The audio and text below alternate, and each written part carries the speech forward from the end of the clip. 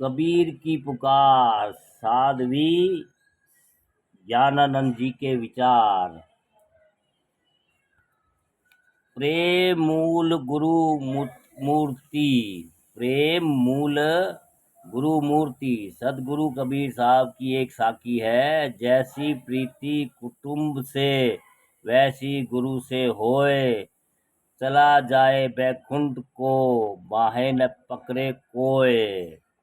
अर्थात जैसा प्रेम अपने परिवार से है, उतना प्रेम अगर गुरु से हो जाए तो फिर उसे किसी के सहारे की आवश्यकता नहीं है, वह डायरेक्ट बैकुंठ को चला जाएगा।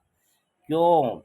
क्योंकि जिससे प्रेम होता है उसे खुश करने की इच्छा भी होती है, और अगर हम सद्गुरु सत्ता को प्रसन्न करने की ललक से भर जाए तो स्वतः ही हमारे कर्म चिंतन उज्जवल सुमंगल हो जाएंगे। मैं कान फूकने वाले गुरुओं की बात नहीं कर रहा हूँ, जो केवल कहते हैं टका धोती दिया करो और जो मन में आवे सो किया करो। अर्थात टका और धोती उन्हें दे दिया करो, फिर जो तुम्हारे मन में आता है सो करो। ये गुरु कोई गुरु नहीं है। गुरु तो हमेशा ज्ञान की लुकाठी लिए हुए होते हैं। वे आपकी धन संपत्ति से या किसी अन्य चीज़ों से खुश नहीं होते हैं, वे तो आपके समर्पण से खुश होते हैं। अहंकार का त्याग धीरे धीरे उनकी इच्छा के अनुरूप करने को ढालते ढालते व्यक्ति गुणी, ज्ञानी और महान बन जाता है। गुरु के बिना कोई भी मोक्ष को प्राप्त नहीं कर सकता। इसलिए पहले गुरुहीन लोगों को अशुद्ध माना जाता था।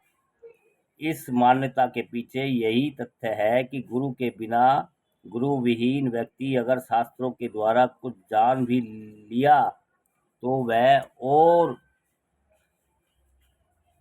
और अधिक घमंडी बन जाएगा। तुम शास्त्रों से ज्ञान प्राप्त करना चाहोगे तो तुम्हारा गर्व बढ़ता जाएगा। शास्त्रों का ज्ञान तुम्हें पंडित भले ही बना दे पर अज्ञानी नहीं बना सकता। शास्त्रों का ज्ञान अहंकार को बढ़ाता है और गुरु की शरणागति तुम्हारे अहंकार को तोड़ता है। अहंकार के टूटे बिना तो कल्याण हो ही नहीं सकता।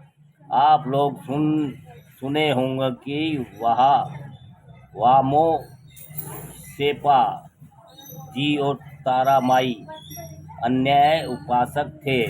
जब वर्षों के वे माता की भक्ति करते रहे और माँ मिली नहीं तो एक दिन वे माँ के हाथ से कटार ले लिए और बोले, माँ इसी कटार से मैं अपनी गर्दन काट डालूंगा।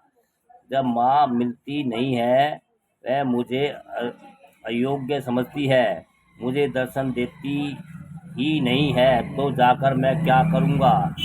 आकाशवाणी हुई, पुत्र मैं तुम्हें जानती हूँ पर दर्शन नहीं दे सकती, क्योंकि तुम इसके योग्य नहीं हो। जब तक योग्य गुरु की शरण में नहीं चले जाते तब तक तुम्हारे हित नहीं हो सकता, तब तक तुम दर्शन के पात्र नहीं हो सकते। हमारे शास्त्रों में आया है कि नारद जी भी एक बार गुरु विहीन होने के कारण भगवान विष्णु के द्वारा दुराए गए थे, और जब वह गुरु के चरणों से जुड़े तब वह भगवान के प्यारे बन गए।